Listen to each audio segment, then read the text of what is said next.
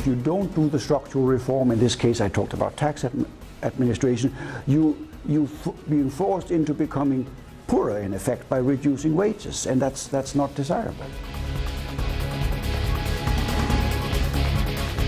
If Greece does not raise its ability to tax itself to a sort of normal European level, we cannot guarantee that there will not be need for further cuts in wages and pension if you don't deal with these problems of tax administration. And I should add, if you don't deal with the problem of enterprises becoming more efficient and reduce employment levels in the state enterprise sector. But it's above all a problem of taxation. This is clearly, we can see from the experience of the last couple of years, this is the difficult thing.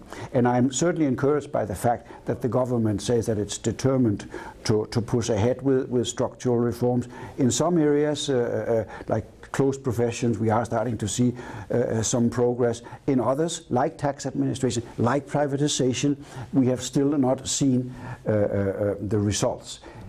I think this is going to be a relatively slow process, but we need to see steady progress.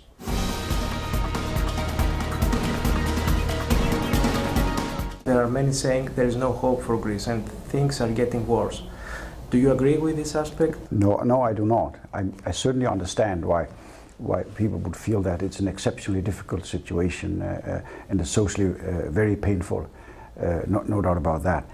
But a lot has been achieved. The fiscal situation has improved dramatically. There's almost an equilibrium. The banks are safe. Deposits are safe.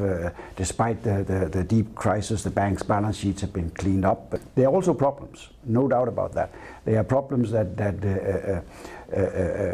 on tax administration and reforms could be stronger. You could argue that this gap between wages and productivity have been closed by reducing wages rather than becoming more productive, and that's a reflection of the lack of productivity boosting reforms, and that's part of the problem.